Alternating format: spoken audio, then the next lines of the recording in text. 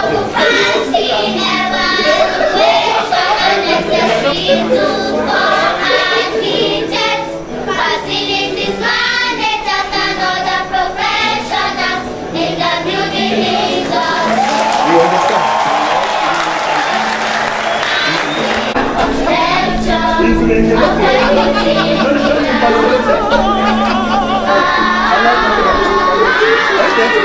We sing a song of welcome to you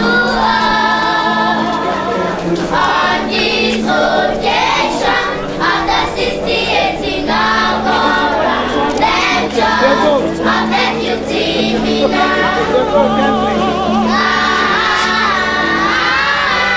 We sing a song of welcome to you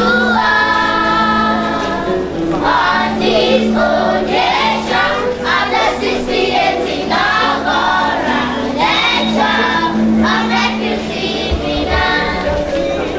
Both occupancy, evaluation, unnecessary to architects, facilities managers and other professionals in the building industry.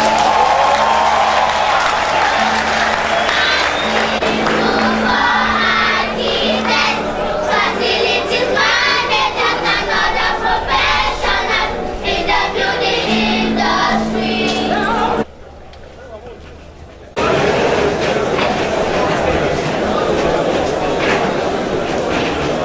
The position is led by the University Assembly of Chairman, followed by all the deans from various schools.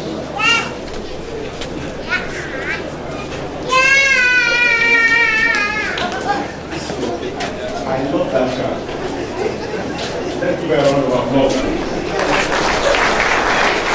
The presenter first from Architectural Department and the Vice Chancellor. Let me know that a round of applause. The anthem. You take me now, you take me now. We lift your name on high. Your city is to set the best for us. Excellence is your goal. Federal Unitech, Minna, Niger State, a citadel of learning. Constant government is your primary goal. To build a self-reliant force of sound mind and moral, who will make our in global development. You take me now, you take me now. We lift your flag up high. The pride of Nigeria you are, and you will ever be. Our love for you won't cease.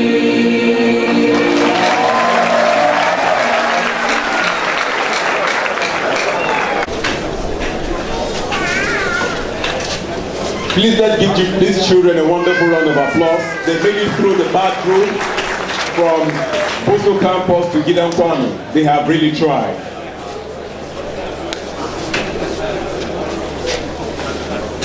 Can we now be attentive for the staff school song?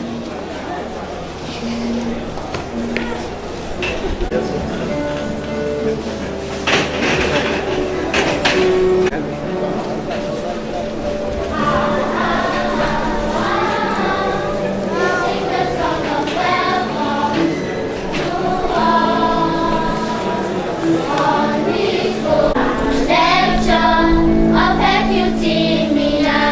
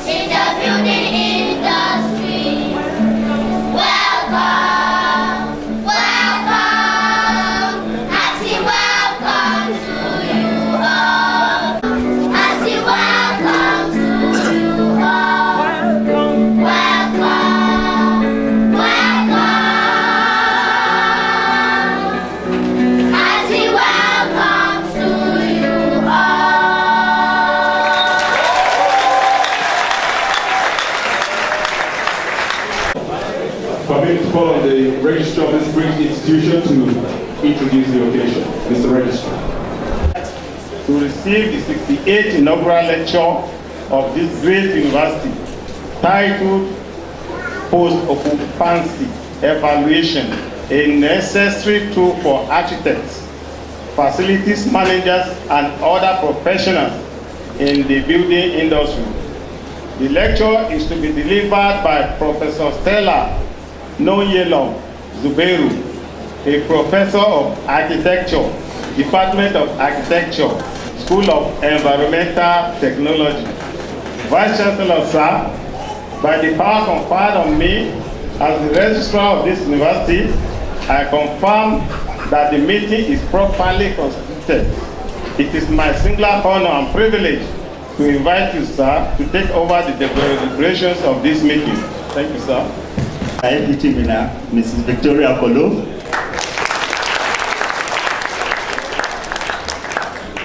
DVC Academy, DVC Administration. This is his inaugural lecture as DVC, Registrar,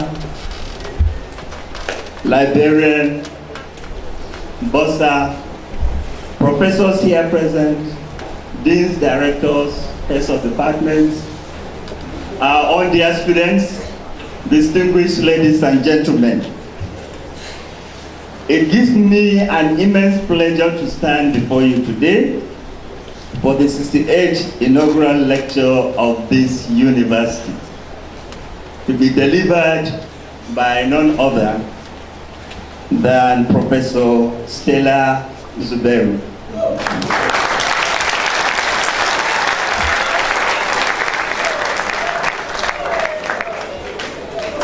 Professor Stella Zubeiru was born over 6 decades ago.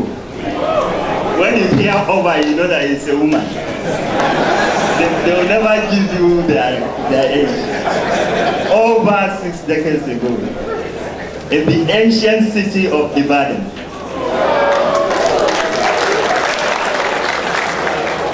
Her parents were the late Professor J.C. Anene of the Department of History, University of Ibadan, and later University of Nigeria, Nsukka, and Mrs. B.E. Anene, later Ayendele, a former vice principal of the School of Nursing, University of Nigeria Teaching Hospital, Enugu.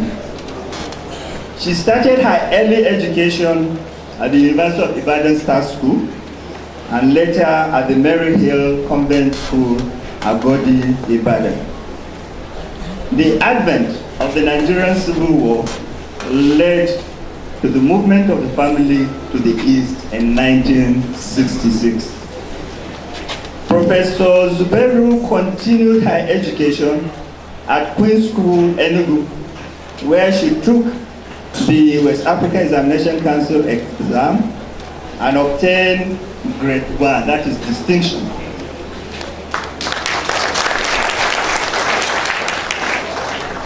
She then proceeded to the University of Nigeria Enugu campus to study architecture. She completed her studies with a bachelor's degree in architecture, second class upper division.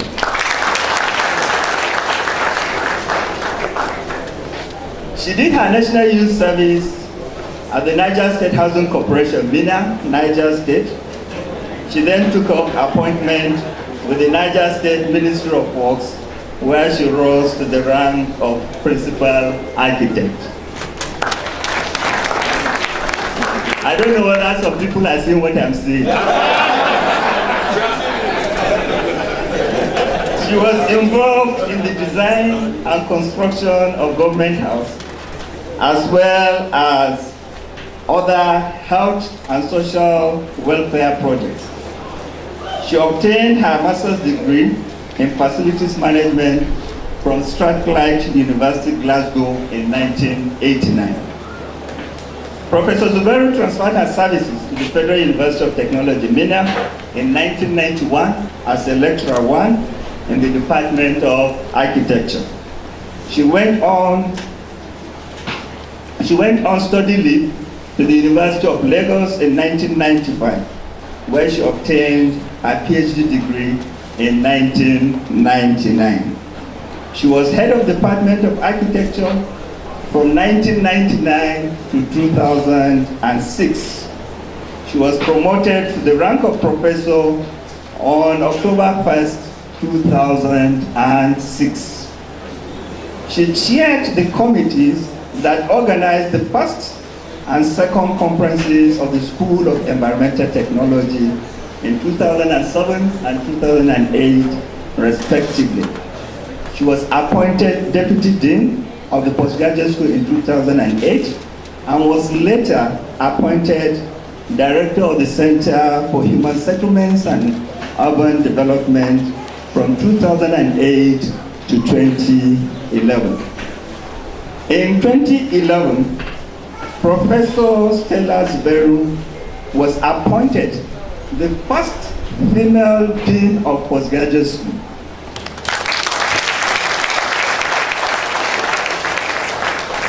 Should we say the first and only? The first and only female Dean of the Postgraduate School of the Federal University of Technology. She is currently the acting Dean of the School of Environmental Technology. She has many PhD and master students and is a registered architect and a member of the Nigerian Institute of Architects and the Association of Architectural Educators in Nigeria. She is also a member of the International Federation of Facilities Managers. She is happily married with children and grandchildren.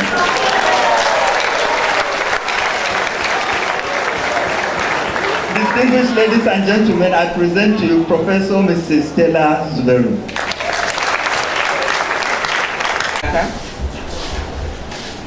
Deputy Vice Chancellor Administration, Professor E.E. Udensi. The Registrar, Mr. Amos Kolo. The Librarian, Dr. Jibril Al-Hassan. The Dean, Postgraduate School, Professor M.G.M. Kolo.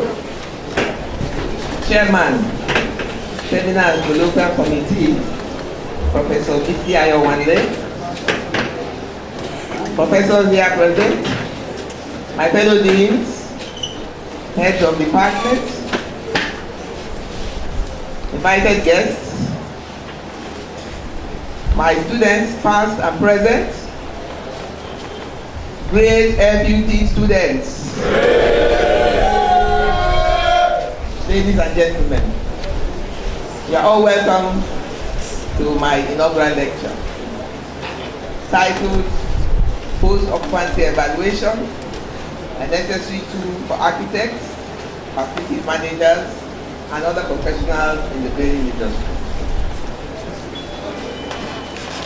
We all know that we require buildings to provide shelter and comfort to human beings. And by understanding how existing buildings affect occupancy, designers can minimize the problems and capitalize on successful design features. But we find that when the building is completed, designers are already looking for the next project that they can take on. And very often, we don't look back at those buildings to find out how they have performed. So there's a need for us to actually go back and look at those buildings and evaluate their performance. And that is what post-occupancy evaluation is all about. And I'll use the abbreviation because it's quite a mouthful. So subsequently I'll be calling it POE. So that is what it stands for. So POE involves the evaluation of the opinions about buildings in use from the perspective of those people who use them. That is what it is in a nutshell. And it uses direct experiences of the users of those buildings as the basis for evaluating how the building works for its intended purpose. Now, POE, of course, it also involves technical issues. So it's not only from what the users feel, but also carry out technical investigation. But I am emphasizing the importance of input from the users. And I now want to just digress for just a minute, just to emphasize how important it is for us to get feedback from users. I'm going to talk briefly about the Hawthorne experiment. As a professor, okay, to talk about the Hawthorne experiment. Professor Elton Mayor, a well-known industrial psychologist, he carried out an experiment over a period of about 5-6 years in the Hawthorne factory in Chicago, on outskirts of Chicago, in the United States of America. And what he wanted to find out was what actually motivates workers, what makes them perform better, what makes them give their best.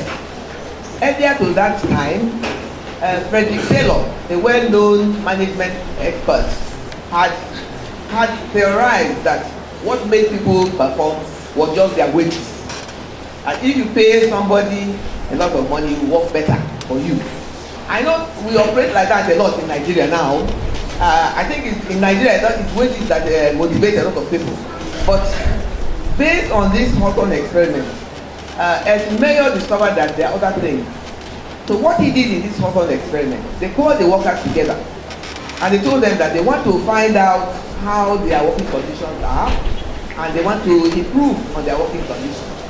And the workers were very happy. That was in 1924. That was the first time they had ever, any management had ever asked the workers, how do you feel about your environment? So based on their interaction, they told the workers, we are going to increase the lighting levels in your factory floor. So they increased the lighting levels and performance was enhanced. The productivity was higher. So after a few weeks, they now reduced the lighting levels to what they were before the start of this experiment. And still, productivity was increased. Then they decided to reduce, after some weeks, they reduced the lighting level to lower than what it had been before the experiment started. Still, productivity increased. So the conclusion that was drawn from this was that it was not the lighting that actually enhanced productivity, but the fact that management for once was interested in finding out from the workers how they felt about their working environment. So this really emphasizes how important it is to always consult the users and the workers wherever it is. Now let us come back to POE. Now the process of POE comprises of the following. In a nutshell, the simple form of POE. First of all, you study and analyze as-built drawing. You have to carry out the study of as-built drawings. Then you prepare questionnaires for the management and workers and users in the building. Then you carry out a walkthrough evaluation. This is the POE team will actually go through the whole building, carrying out a physical evaluation of the building. Then finally, we conduct interviews of selected personnel at the end of the walkthrough. So this is POE in the most simplistic form. Now POEs are used for many purposes, including the following: for the development of new facilities, for managing and improving old and new buildings, and then for establishing better building and maintenance standards. The importance of POE was realized, and the designers utilized the findings of POE to change designs of buildings to meet the yearnings of users. Now some buildings, we are going to look at some buildings whose designs were influenced by POEs. So I want you to fasten your seatbelts. We are going to take a flight to some countries in the world. I'm sorry, we're not using Nigeria Airways because we don't have any national carrier yet. So we're going to use the Australian airline Qantas because we're going to eventually land in Sydney, Australia. Yes, I'm going to take you around the world today within this short period of time. So we get on board, we're taking off, and first of all, we're going to Germany. In Germany and the Netherlands and Scandinavian countries, it is mandatory that users are consulted in the design of public buildings. That is, before you design a public building, these users must be consulted. Take for example, if it were, let's say we had that kind of law in Nigeria now, and we wanted to design a national stadium. The users, they will have to gather a cross section of users and show them the design, potential design, and find out from them which one do you actually like. Let us come to Minna, for example. UK Bello Art Theatre. If users had been consulted, I don't think we will have that building that we have there today. Because that building is just a copy from something from Germany. There's nothing cultural about it. There's no cultural motive on it to make it show that it's something traditional to Niger State. So that is why it's very important to have input. So this has become mandatory in these countries that I've mentioned. And the POEs indicated that workers in office buildings prefer to work near windows which they can open. Before, what they were having were deep open plan spaces for office, what we call open plan or rural land shafts, where you had a large number of tables around and then air conditioned office. But POE revealed that people who actually prefer, they don't even want the air conditioning, they want to be able to open the windows. And so that changed the design of many office buildings after that. And I want to show you some of these office buildings that came about after POE. The first one is in Amsterdam. The NMB headquarters building, you can see it on the screen. And you can see it's elongated, and it's because of POE. They wanted to make it such that every worker, every workstation could now you could open your window and look outside. And of course, they brought landscaping close to the building as well. That was one building that was affected by POE. The next one is Commerzbank Tower in Frankfurt, Germany, designed by the famous Norman Foster. This building also, it has an atrium in the center. An atrium is a courtyard that is covered. And this was so that they could have also windows they could open to both the interior and to the exterior. Another building, and the next one shows you a bit of the interior, where you can see the fenestration there to bring in enough light for the workers. The next one is the Swiss Re building in London, United Kingdom, also designed by Sir Norman Foster. And this is an iconic building, office building. Not only was it influenced by POE, the shape itself has made it such a famous building that if you watch BBC or CNN, you see sometimes they use it as the backdrop for the newscasters. So this one also has an atrium, and the windows are open, can easily be opened, and they use natural ventilation most of the time, because that's what they found that the workers prefer. Another concept that emerged from POE is the office village concept. POE reveals that office workers prefer an office environment that provides the sort of facilities you have in a community center or in a small village. That's why they call it the office village concept, where you have restaurants, creche, barber shop, hairdresser, salon, small shops, bank, pharmacy, all within the building complex. And large organizations decided that to keep their workers happy, they decided to build their headquarters building around this office village concept, and they found that productivity was enhanced. So I'll give you an example of that, and that is the Scandinavian Airlines office headquarters building in Sweden, designed by Niels Torp. So it has this office village concept. And the next slide will show you the center of this complex. It looks like a street, but it's actually within the building complex, and it's covered by glass. The top is glass. And what they have there, they have restaurants of different cadre. They have the high class ones, they have the middle class ones, they have the equivalent of Mama Put. Wherever your hand will reach, you go there. Then they have a barber salon. So during your lunch break, you can go and cut your hair. If you're a lady, you can go to the hairdressing salon, do wash and set, come out. You got to go and buy to the pharmacy, you can buy your drugs, go to the shop, buy whatever you need. Your children are already in the crèche, on the nursery, and they found that absenteeism was reduced to almost zero. Because where would you say you're going? Everything is there in the complex. So you won't have what you have now, that somebody will say, I'm going to eat. For the next 2 hours, you won't see the person again. But with this office village concept, they were able to solve that. And they also found that workers were so happy. Productivity was enhanced. So that is another result of POE. Now we are landing in Australia. Remember, we are in Qantas Airline. So we have now landed in Australia. Now this building you are looking at here, Sydney Opera House, is also an iconic building. You can see the shape, like shells, and designed by John Hudson. Beautiful building. It was a competition, and he won the competition. Unfortunately, POE revealed that this building had acoustic problems. Acoustic problems meaning that when they are playing an opera, an orchestra is playing, the echoes within the building were affecting the sound effect.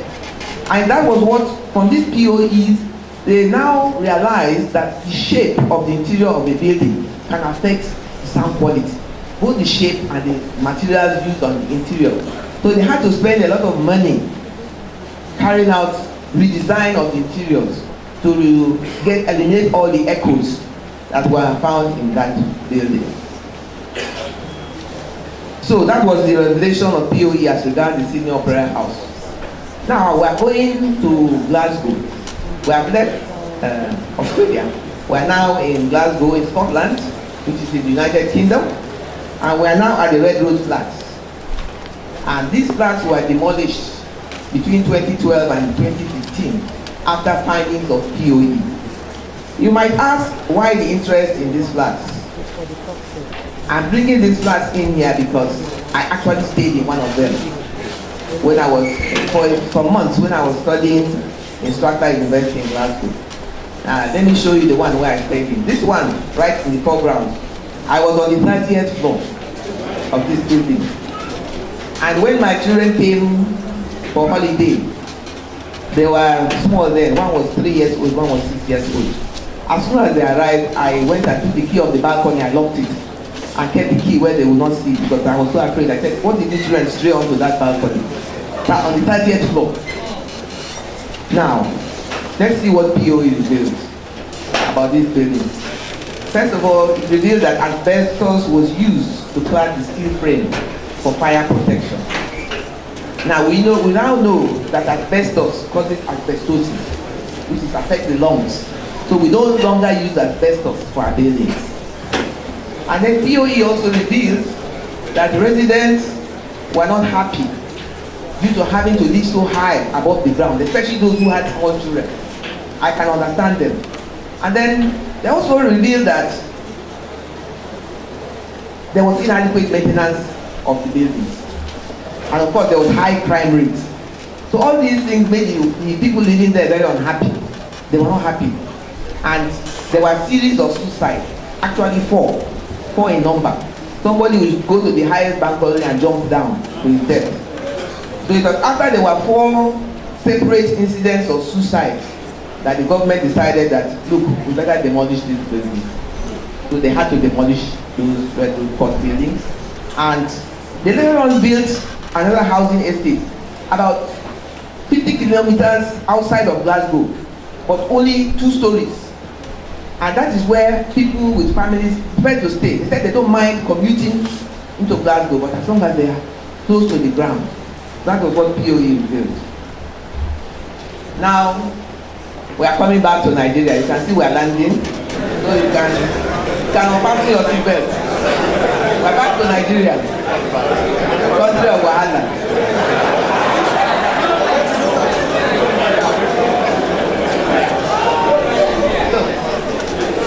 I want to give you my own contribution as regards POE. So my research team has carried out a series of POEs in various building types in Minna. Because of lack of time, we cannot go through all of them, but we look at some of them. We looked at factories in Minna in 2008. We looked at secondary schools in 2012. Motor parks in 2013. Professional offices 18. Students beware. I'm going to catch you guys out in what you are doing. Okay, let us start with factories. I'll just give you a summary of findings for the factories. First of all, we wanted to find out the workers' satisfaction. And we were surprised to know that 2/3 of the workers were satisfied in working conditions. We thought that the pie chart here shows you the blue section shows you those who are satisfied, and the red section those who are not satisfied.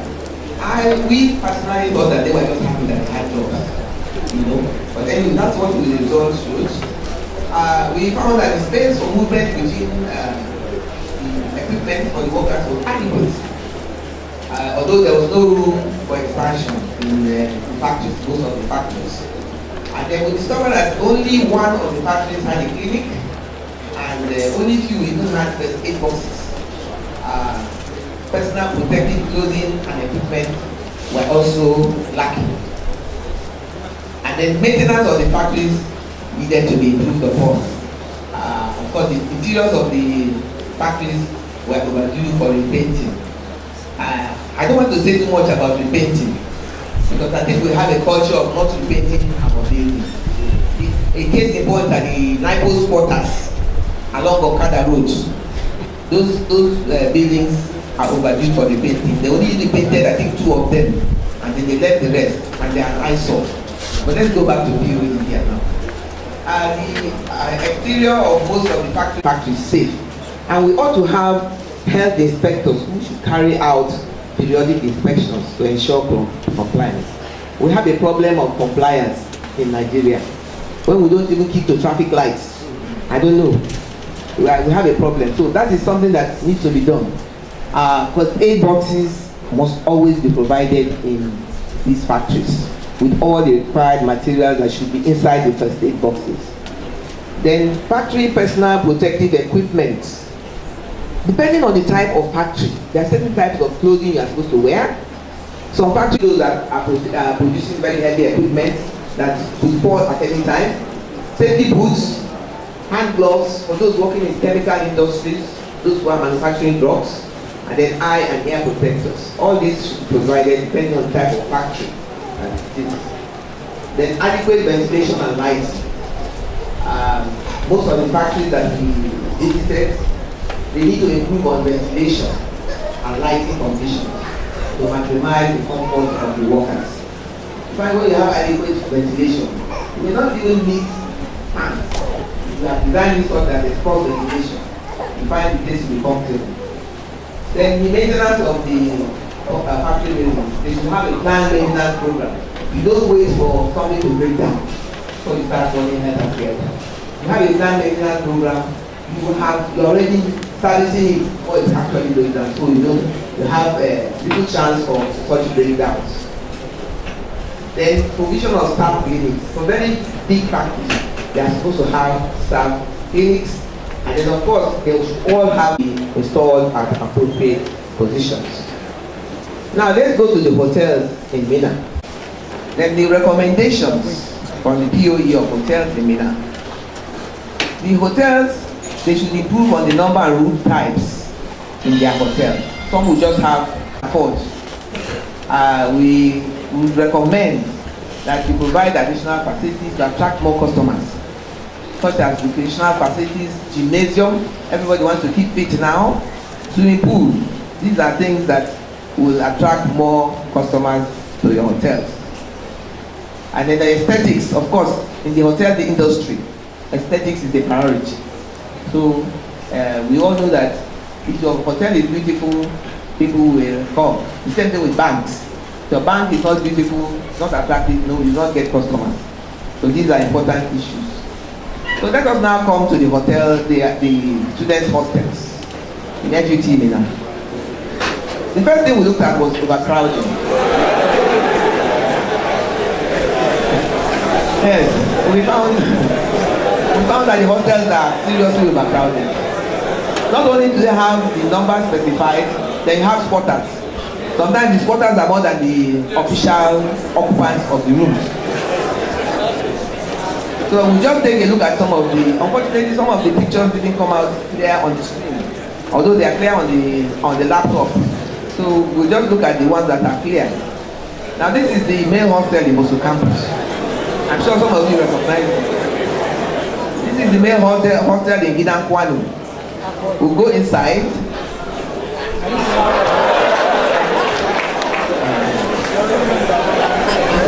One picture speaks 1,000 words. You can see the crowded condition inside. We have another look at another room. You can see the guys are working on their laptops. They are working very hard. I commend you. They were busy working on their laptops. They didn't know we were coming. So you can see some students are very hard working. Well done.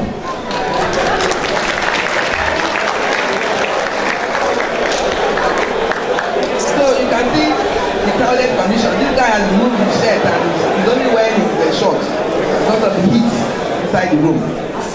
So these are the old hostels. We have new hostels now. This is the female hostel.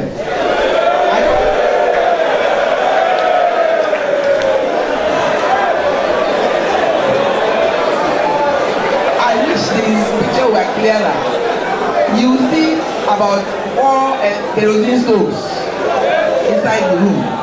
It's a crowded room and already there are 4. So I asked them, I said, are you supposed to be cooking here? And they said, no, they don't cook here. They just kept them there. It's a lie. They were cooking there.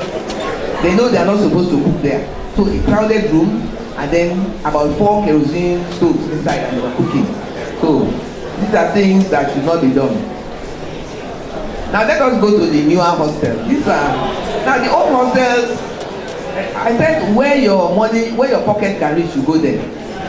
The old hostels you pay 12,500 to 15,000 for the room. In this new female hostel, you pay 100,000 for the 4-room apartment and then 150,000 for the 2-room apartment. But you have all the facilities there. They have AC, this type AC that functions. Now this is the courtyard of the new hostel. I want to compare it to the old hostel. See how nice it looks. Then look at the old one. You can see the difference. The difference is clear. So this is the old hostel.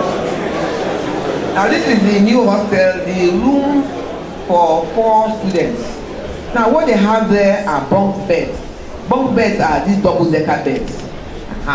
POE revealed that actually these students would have preferred to have single beds. Even though it would take more space, they would have preferred single beds. Let us go back to that. And then if you look very well, you see the upper bunk beds. They have one brownish thing at the top, which is covering the headboard of the upper bunk bed. And they said they wouldn't have liked that cover there, that it prevents light and air from reaching them in the upper bunk. So these are things that POE revealed, and I think they can be taken care of in the next hostel design. Now this room is the one for the two bedrooms, and these ones they were very, very happy. If you pay 150,000, you expect to be happy, isn't it?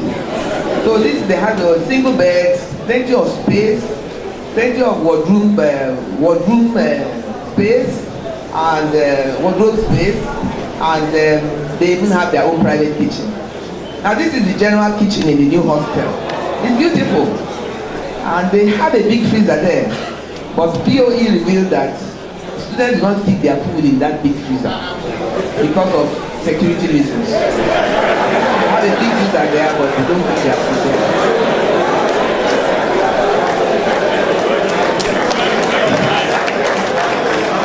Now, if you go to the private kitchen in the 2-room, the 2-bedroom, then you see they have their own personal fridges there. So their friends will sometimes come and beg them to come and put their food stuff there. But you can see how comfortable they are. So if you have money, send your children there, so that they can be very comfortable, so that they will not give an excuse for failing. Okay. Another thing we discovered was that students make many illegal electrical connections in the hostel. I wish this picture had been clearer. You would have seen that they made a connection from the fan. You know, this is very dangerous. So from the fan they connected, and then they now attach their musical equipment and other things. So please, students, don't do it. Don't do it. It's very dangerous. We discovered that every room has at least one socket, but more than 60% of the rooms either do not have a socket that is functioning, or they have less than a sufficient number of sockets for the room. So this is something that needs to be looked into in the new design, to provide sufficient sockets so that they don't make these illegal connections. Now, recommendations from the POE of hostel in FUT Minna. We are recommending that there should be increase in the size of the rooms in the new hostels when they are going to build with them, with more sockets, to give the bigger rooms will allow for convenience, accommodation, and then a place where they can store their belongings, and easy movement, and greater privacy, and adequate flow of ventilation. We are also recommending that level of room occupancy should be minimized to avoid overcrowding. And we know although overcrowding can contribute to spread of airborne diseases, like when Apollo was around, more than half of the 500 level architecture students got it. Yes, so it spreads. So when you are in a crowded environment, all these things will spread so fast. So we call on the hostel managers to see how they can stop this quarter tendency. We are also recommending that university management should outsource maintenance management of the student hostels to ensure adequate services. That was the major complaint of the students, that the services are not adequate. Water supply, electricity. Well, electricity is a national issue, but I'm thinking we should look at renewable sources of energy, and maybe we forget about AEDC and find our own source, because so far, in fact, the amount of electricity we are receiving now seems to have reduced. I commented on it this morning that before we were getting 8 hours out of 24. Now it's only like 4 hours we are getting out of 24 hours. So it's getting from bad to worse. Then repair of their toilets, that was another complaint they had. Showers, so these are things that need to be properly handled.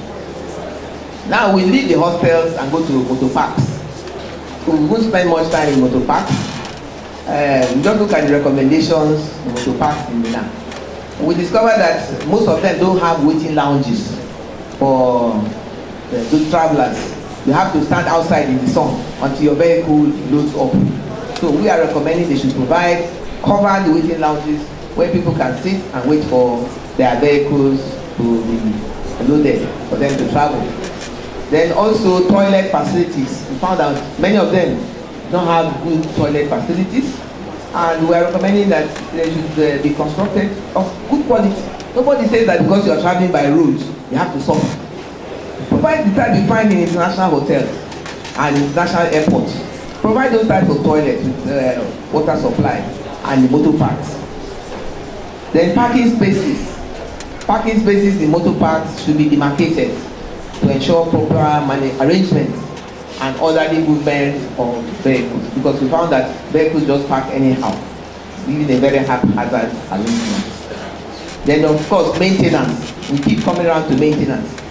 So we are recommending that the service company should be engaged to maintain the motor parks, in terms of cleaning of the facilities, while the shop owners in the motor parks should be made to dispose of their waste properly.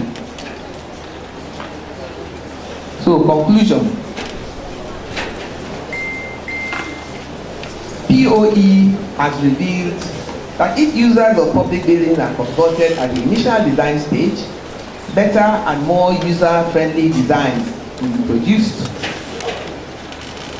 In office buildings, POE has shown that workers' productivity is enhanced when they are consulted at the initial design stage. And POE has resulted in better designs that the building professionals would have overlooked. Architects and other building professionals should never underestimate the value of the contribution of the users of the buildings. The race for the tallest building in the world is a case in point. Why do we build high? Is it to serve the user or to satisfy our ego? These are questions that developers and architects need to honestly answer. So fasten your seatbelts. We'll take a short flight around the world to look at some of these tallest buildings in the world. So we are boarding again and we're taking off. So first of all, let us look at the tallest building in Africa. This is the Carlton Center in Johannesburg, South Africa, designed by Skidmore, Owings and Merrill. Then the next one we're going to look at is the Shard in the London, United Kingdom, by Renzo Piano. And this is the tallest building in the United Kingdom. The next one is the Great Santiago Tower, designed by Cesar Pelli, and the tallest building in South America.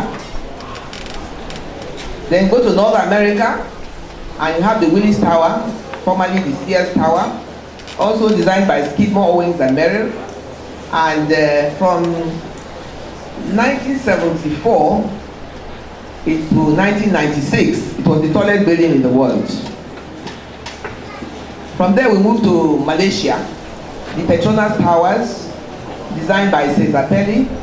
And these towers were the tallest building in the world from 1996 to 2004. From there we move to Taipei, Taiwan. Taipei 101, designed by C.Y. Lee, was the tallest building in the world from 2004 to 2010. Now we come to the Burj Khalifa in Dubai, and designed by Adrian Smith of Skidmore, Owings and Merrill. And this is the tallest building in the world from 2010 to date. It's 160 stories high, 828 meters high. So we ask ourselves, where are we going to?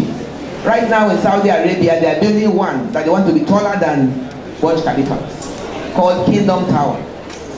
Are we trying to build into the skies? Remember the Tower of Babel and what happened? You ask yourself, these people that are building these skyscrapers, do they ask themselves whether people actually like to live on those high floors? Because do you know that at the upper floors of these skyscrapers as they sway in the wind, when the wind blows, they actually sway. So if you're somebody that suffers from seasickness, you feel the effect and you want to throw up. And if there's a fire in such a building, after the 10th floor, there's nothing the firefighters can do. So you ask yourself, why do we build high? Are we listening to the users, or do we just want to say, my country has the tallest building in the world? That is the thing we have to ask ourselves. Why the race for the skies? Going against POE results. I know some countries don't have much space, like Japan, Taiwan. You can understand there. But where you have the land, why go high? So the importance of POE must be recognized. It reveals vital information about buildings that could have been ignored. Building professionals should always have at the back of their minds the fact that we are designing for the comfort and welfare of human beings. It is not ego. It's not, I want my building to be the tallest. We are designing for the comfort and welfare of human beings. So recommendations. POE should be included as stage 4 of the normal services of architects in Nigeria. This is the recommendation. I'm glad that the Nigerian Institute of Architects members are here. This will enable architects to improve on future designs after assessing the feedback from POEs. I know the Royal Institute of British Architects, they have included it as part of their services. Then legislation should be enacted to compel architects, facilities managers and engineers to carry out regular POEs in order to assess the impact and effectiveness of building spaces, structure, and services on the users of the building. And this will lead to better building performance. Also, I'm recommending that our legislature should enact a law that will make it mandatory that where public buildings are to be designed, the opinion of the potential users should be sought before final decisions are made. Finally, persons in leadership positions, they should never assume that they know what is best for their followers. Please tell the politicians. They should always consult their followers, as the best solutions or ideas may come from where they least expect them. I now want to make some acknowledgements. First and foremost, I give thanks to God Almighty, my Creator, and the one who guides and protects me at all times. I would like to thank my late parents. It was my father that got me interested in reading. He bought 2 books, one for my brother, my elder brother, and one for myself. And he said that whoever finishes his own within 1 week, they were novels, that you give them a prize. So I finished my own within 3 days, and then I collected my brother's own, and I finished that one too. So I collected the prize. And my brother wasn't happy. And that was how I got interested in reading. And it now made me to be able to read very fast. I think my PhD students can attest to the fact that when you give me your work, within a week I tell you come and take your work. I'm already ready. I also thank my brothers Enes Anene and Femi Ayandele, my sisters Nkechi Anene and Amina Ayandele, my nephews and nieces Benjamin Ekene, Norma, Violet, Ebuka, Tehila, and Emmanuel. Thank you for your support. I remember my late brother Chuma Anene. May you continue to rest in the bosom of our Lord. I also want to acknowledge my academic supervisor, Mr. Keith Alexander of the Department of Architecture and Building Science, Strathclyde University, Glasgow, and my external examiner, Dr. Francis Duffy of DEGW, England, the mouthful. I want to just spend a moment to talk about Dr. Francis Duffy. When I went to Glasgow to study facilities management, it was a new profession, and there were hardly any books or journals on it. So, checking the library, I was getting frustrated. And then I saw his name as one of the leaders in facilities management worldwide, and he was based in London. So I wrote to him. I said, look, sir, I'm a student in Strathclyde. I cannot get any books or material. You won't believe it that within 2 weeks, I saw a package arrive. And inside that package were 4 research publications done by his firm on facilities management. It's not to show you that there are some people in this world who are really, really kind. He didn't know who I was. And then when it was time for exam, lo and behold, he turned out to be the external examiner. So I thank him very much for helping me out. My PhD supervisors, Professor Ruben Iyaba and Professor David Aradion of the Departments of Building and Architecture, respectively, University of Lagos. Thank you for your guidance. My past vice chancellors, whom I worked under, Professor M.A. Daniel, Professor H. Tukusad, Professor M.S. Audu, who appointed me Director Shud and then Dean Postgraduate School, and Professor M.A. Akonji. It has been a pleasure to work with you all. Thank you so much. The present Vice Chancellor, Professor Abdullah Ibala, who kept reminding me that you expected my inaugural lecture. I have kept my promise today. Thank you.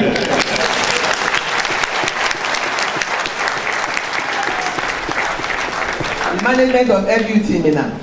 I will not call your names again because I called you before. So thank you for your support. My mentor in the postgraduate school, Professor S.L. Lamai, who taught me a lot when I was his deputy. Thank you so much. The immediate past registrar, Mrs. Victoria Kolo, thank you for challenging me and encouraging me. My colleagues in the School of Environmental Technology and other staff, I want to thank you all for your support. Staff of the Department of Architecture, thank you so much. I appreciate you all.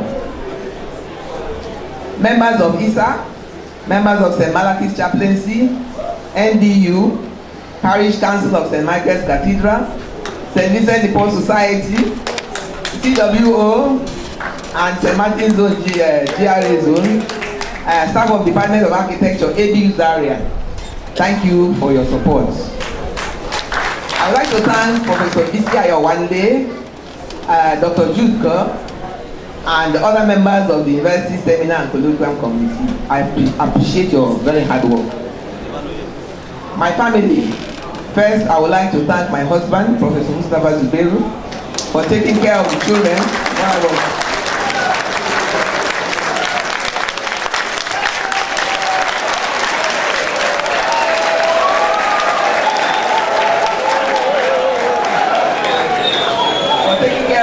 I was away for further studies at Strathclyde University. He always sent an air ticket at the end of each term to enable me to come home to Nigeria. Thank you. My children, Umaru, Shehu, Umi, Mariam, and Maureen. My wards, Ruth and Mary. My grandchildren, Mariam, Aisha, Hanan, and Mohammed. I love you all.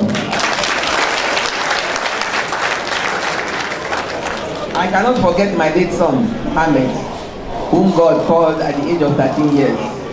We love you, but God loves you more. Finally, I want to thank everyone here present for taking time out of your busy schedules to be here today. May the good Lord reward you abundantly and guide you all safely back to your various destinations. God bless you. That's what we're taking care of, which is my home. So I hope she will look into the issue of accommodations as per residential accommodations. Let's give her a round of applause again, please.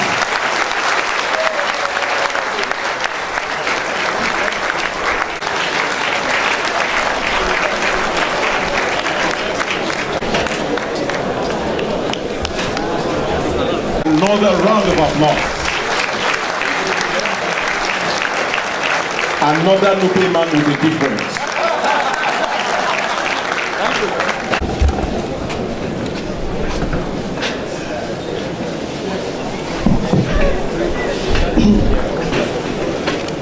Her dreams. I will congratulate her.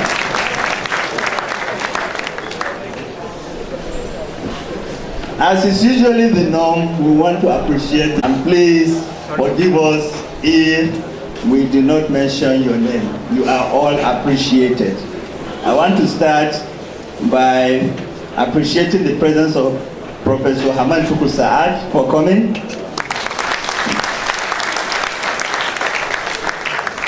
Mrs. Victoria Kolo, thank you. Chief Tony Joseph. Professor Mrs. Miracle Agu from IBB University. You are welcome. The very Reverend Emmanuel C. Nadi. Thank you for coming. Very Reverend Nelson Gabriel Onu. Thank you for coming. The chaplain, St. Malachy's Catholic Church, FPT Minna, right? Okay. Yeah, thank you for coming. Alhaji Abdullahi Baba of the Nigerian Security and Civil Defense, thank you. Mr. Bayo Oleke, thank you for coming. We have Reverend Father Benjamin Nnadi. Thank you for coming. Anene Nkechi, Mary Joffrey, sister-in-law, Kutum Abubakar Gimba, sister-in-law, Mrs. Jumai Abubakar Gimba. You are all welcome. Thank you for coming. We have Sir Mike Ogwe from Mudo's Pharmacy Minna. We thank you for coming. We have the representative of the Chairman Nigerian Institute of Architecture, Niger chapter, Architect Babo Ismail. Thank you for coming. Barrister Abdurrahman Gimba, we thank you for coming. We have Lady C.A. Akanisi, Engineer R.C. Opo, Lady Okonko, Evangelist Daniel, Uche Ezezu, Abam Tena, Benjamin, Simon, Anneke, and Aminu Dauda, all church members of St. Michael's Catholic Church. Thank you for coming. The chairman NIA Niger State Chapter, Akite Maji Mohammed, and 4 others, we thank you for coming. We also want to appreciate, I think they should be the ones thanking us, but we should also thank them for being here. The husband, Professor Mustafa Zubairu. Today the role is changing. The other time he was one here. So congratulations, sir.